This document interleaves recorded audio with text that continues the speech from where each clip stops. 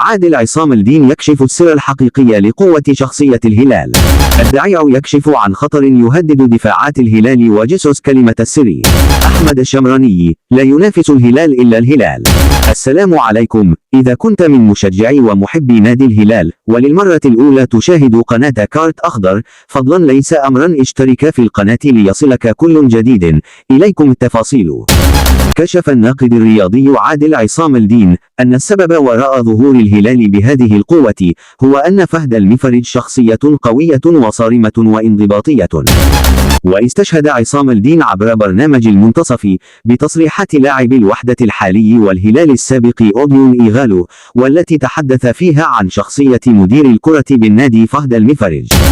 وأكد أن هذا يعتبر سر كبير من أسرار النادي، موضحا أنه مهما كان قوة اللاعبين فإن الجدية التي يتعاملون بها هي السبب في قوتهم، حيث تجعلهم يدافعون بكل قوتهم عن القميص الأزرق. انتقد محمد الدعيع لاعب الهلال السابق المدرب البرتغالي جورجي جيسوس المدير الفني للفريق الأول لكرة القدم بنادي الهلال بسبب طريقة الدفاع المتقدم التي يلعب بها.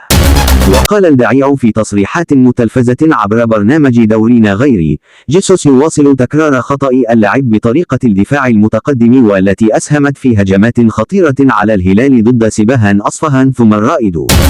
وأضاف: هذه الطريقة أسهمت في تقدم ثنائي الدفاع بشكل مبالغ فيه، ممن نتج عنه استقبال الهدف الوحيد ضد الرائد بسبب تواجد كاليدو كوليبالي على خط المنتصف. وتابع: هذه الطريقة لا يجب أن تستمر، فهي تشكل خطرا على الهلال في الكرات الطويلة والهجمات المرتدة، وعندما يتكرر هذا الخطأ في أكثر من مباراة فيجب تغيير هذه الطريقة بأسرع وقت. كتب أحمد الشمراني في جريدة عكاظ قائلا: الهلال يروض الفرق الإيرانية. هذه حقيقة تثبتها النتائج والأرقام التي آخرها ثلاثية الخميس، ويعطي ذلك مؤشرا على أن الزعيم أينما يحل الأرض أرضه والزمان زمانه. يملك أزرق العاصمة كاريزما عالمية قد لا أراها إلا في صفوة الأندية الأوروبية.